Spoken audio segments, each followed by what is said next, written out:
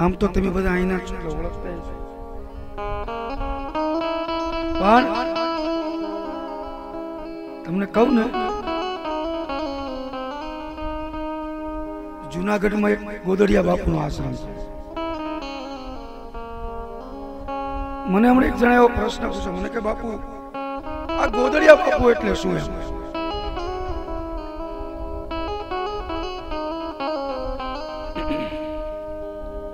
એટલે મેં એને એમ ખાલી મજાક કરી. મેં કીધું બાપુને તાવ આવ્યો તો બહુ, અને રાજા અને એમના ધર્મપત્ની બાપુની પાસે સત્સંગમાં બેસવા માટે આવતા. જો સંત શું કરી શકે? આ બધા મહાપુરુષો છે, પણ જેવી આપણી આંખો હોય ને એવું જ આમાં દેખાય. તો પછી રાજા અને એમના ધર્મપત્ની બાપુની પાસે સત્સંગ સાંભળવા બેસવા માટે આવતા, અને બાપુને તાવ આવેલો બહુ. બાપુની સ્થિતિ પણ નહીં કે સત્સંગ કરી શકે. તો હવે બાપુએ દૂરથી જોયું કે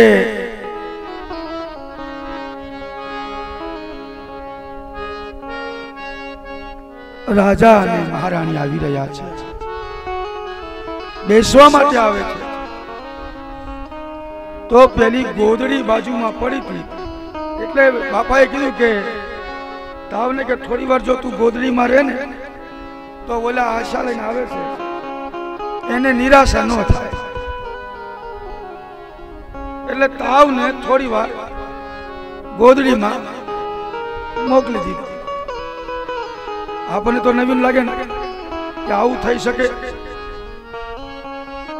મેં તમને પરમ દિવસે પણ કીધું હતું કે આ દેશના સંતો એ કરી શકે જે તમારા ભાગ્યમાં ન લખાણું હોય.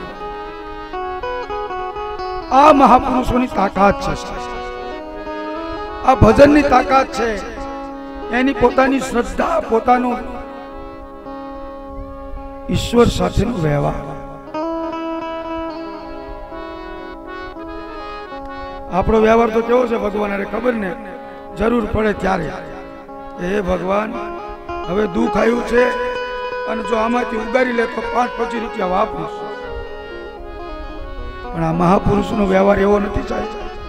એ તો સવારે જાગે અને રાત્રે સુવે ને ત્યાં સુધી એના સદગુરુનો વ્યવહાર કરે છે સાહેબ. તો થોડી વાર આવને ગોદડીમાં રાજા અને રાણી આયા. સત્સંગ શરૂ થયો. સત્સંગ થતા થતા ઓલી ગોદડી હાંફવા માંડી, એટલે ગોદડી ઊંચી નીચી થવા માંડી. એટલે રાજાએ પૂછ્યું કે બાપજી કે હા, એ કે આ બધું તમે ઘણી વખત જોયું છે, તો ઓલી ગોદડી કેમ હાંફે? એટલે બાપુએ કીધું હે રાજન, અત્રી આપ અહીં પધાર્યા એ પહેલા મને તાવ આવેલો, પણ આપ અહીંયા બેસવા માટે સત્સંગ માટે આવતા એટલે થોડી વાર મેં એક ખૂણામાં ગોદડી પડી છે ને એમાં મેં તાવને મોકલ્યો છે. થોડી વાર તું રે તો આની આશા પૂરી થઈ જાય. એની સત્સંગ એટલે તમે નિરાશ ન થવું પડે, તમારે પાછું ન જવું પડે. એટલે એમાં તાવને રાખ્યા, ગોદડામાં રાખ્યા, ગોદડિયા.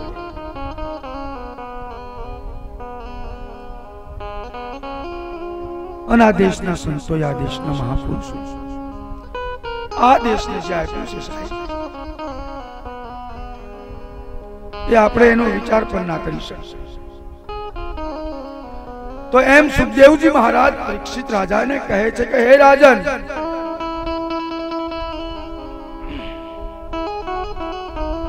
તમારું મન તમે જ્યારે ધ્યાન ધરો અને તમારું મન સ્થિર ન થાય તો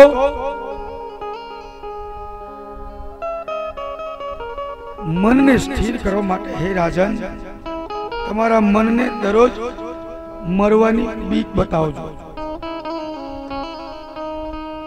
આજ મરવાનું છે, કાલે મરવાનું છે. કારણ કે મનુષ્યનું મન છે ને મરવાથી બહુ બીવે છે. બાકી એને શેની બીક જ નથી લાગતી. કોકના ખોટું કરી નાખો, કોકનું ખોટું લઈ લો, કોકનું પડાઈ લો, એમાં કોઈને બીક નથી લાગતી. પણ જો એમ ખબર પડી જાય કે હવારે મરી જવાનું છે તો કેટલાય ઉપાય કરીએ છીએ. આપણને તાવ આવ્યો હોય, પડી ગયા હોય, આમ અચાનક સમાચાર મળે કે બાઇક લઈને આવતા હતા અને બાઇકનું એક્સિડન્ટ થયું તો ઘરે આપણને નહીં ગમે, તરત દોડા દોડી કરશે. આ મનને બીક લાગે છે મરવાની.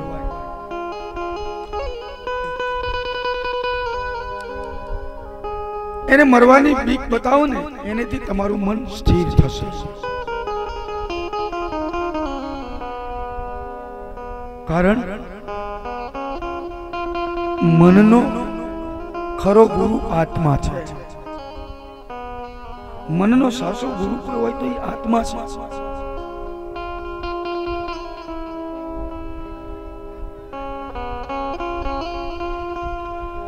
એટલે એકનાથ મહારાજ ની પાસે કોઈ શિષ્ય આવ્યો ને અને એને એકનાથ મહારાજ ને પૂછ્યું કે ગુરુદેવ કે હા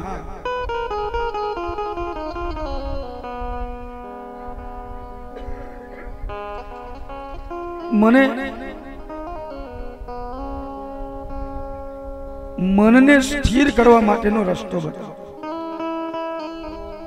જો આ પ્રશ્ન એક શિષ્ય ગુરુને કરે છે. એકનાથજી મહારાજને કહે છે ગુરુદેવ હા મારા મનને સ્થિર કરવા માટેનો મને રસ્તો બતાવો. એકનાથજી મહારાજે વિચાર કર્યો કે આની હારે બહુ સત્સંગ કરવો નથી. કારણ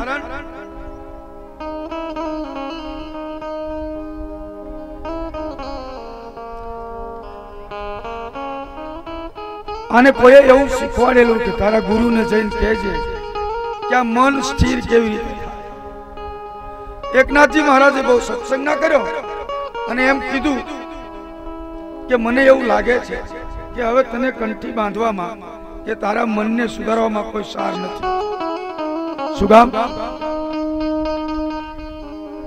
ઈ કે હેમડા રહેવા દે થોડાક ટાઈમ. અરે પણ બાપજી એને થોડોક ટાઈમ રહેવા દે. શું કામ? કે હવે થોડાક ટાઈમમાં તારું મૃત્યુ છે એટલે હવે મનને બોધ આપીને શું કરવો છે જવા દે. 7-8 દિવસ તારા બાકી છે. 7-8 દિવસ પછી તારું મૃત્યુ થવાનું છે. હવે આટલા દિવસો માટે સુખને મનને બોધ આપવો હોય. ઓલા માણસને એકનાથજીએ વાત કરતા કરતા એમ કહી દીધું કે 7-8 દિવસમાં તારું મૃત્યુ છે. આ એને સાંભળ્યું ઘરે જઈને પછી નીંદર નથી આવતી. બાપજીએ કીધું છે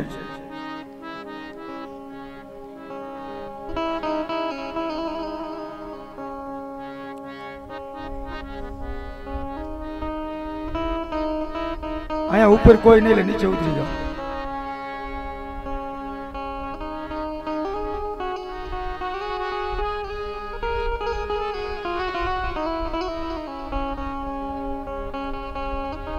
તો એ માણસ 7-8 દિવસમાં બધા પ્રોગ્રામ મળ્યો ગોઠવ્યો. જે બધું કમાઈ ધન ભેગું કર્યું હતું એ છોકરાઓને આપી દીધું. બધું વેચણી, ટૂંકમાં બધી વેચણી થવા માંડી. 8 દિવસ થયા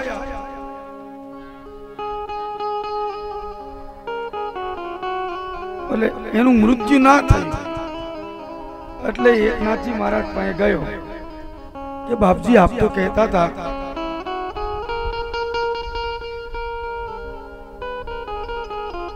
કે 7-8 દિવસમાં મારું મૃત્યુ થવાનું છે,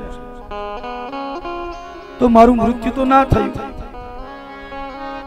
એકનાથજી મહારાજ કહે બેટા તું 7-8 દિવસ પહેલા જયારે અહીંયા આવ્યો અને પછી અહીંથી ગયો, એમાં તારી ક્રિયામાં શું ફરક? તો કે બાપજી તમે મને કીધું કે 8 દિવસમાં તારું મૃત્યુ થવાનું છે, એટલે ભેગું કરવાનું બધું છોડી દીધું, પણ જે હતું એ બધું છોકરાઓને વેચી દીધું. ત્યારે એક નાથજી મહારાજ કહે છે કે બેટા આનું નામ છે એકાગ્રતા. આનું જ નામ છે એકાગ્રતા કે તારા મનને બીક લાગી કે 8 દિવસમાં મારું મૃત્યુ થવાનું છે, હું મરી જવાનો છું, એટલે તને આવા સદ વિચારો આયા ને. એમ બાપ સત્સંગ, સદગુરુ,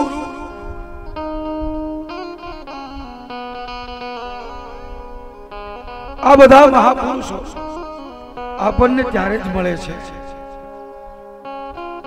કે જ્યારે આપણું મન ઈશ્વર તરફ પ્રયાણ કરે.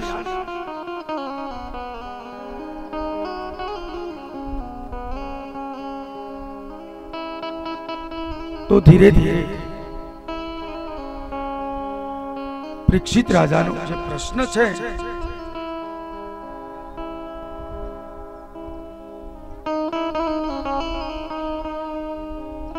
એનો જવાબ સુખદેવજી મહારાજ આપી રહ્યા છે.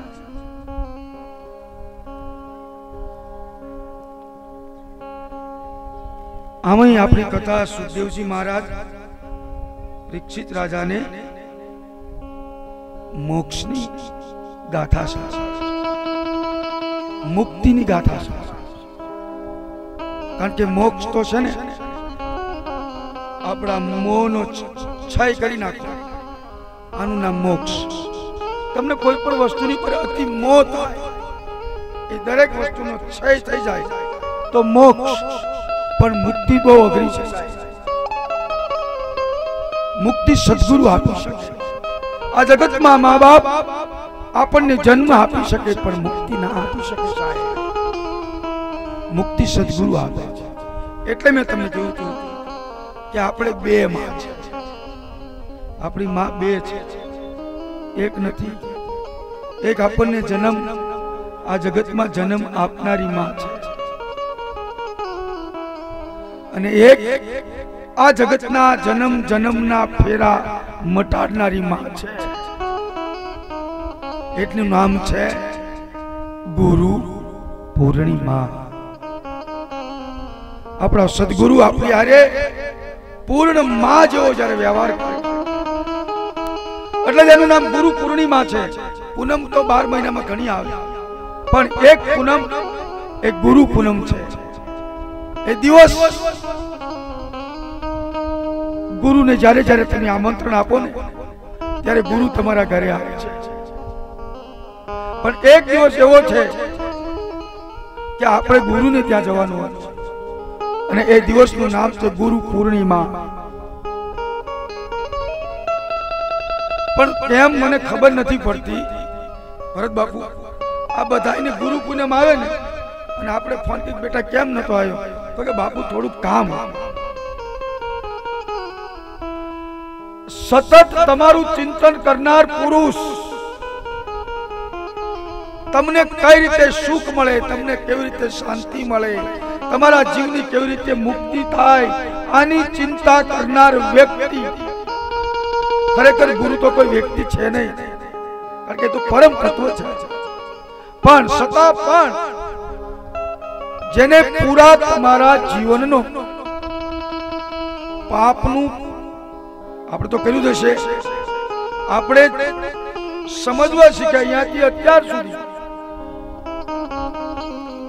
જેનો તમારો ભાગીદાર બને છે. વિચાર તો કરો, આ દુનિયામાં ભાગીદાર બની શકે. બે ભાઈ હોય, બાપની મિલકત હોય અને એમાં કઈ મળે એવું હોય તો ભાગીદાર બની શકે. કોઈ ધંધામાં ભાગીદાર બની શકે, પણ આ જગતમાં પાપનો ભાગીદાર કોઈ ના બની શકે. પાપનો ભાગીદાર બને એનું જ નામ છે સત્સંગ. એ મારા તમારા કર્મનો મારા તમારા પાપનો ભાગીદાર બને છે સાહેબ। ક્યાં બનો કેવી રીતે બને છે?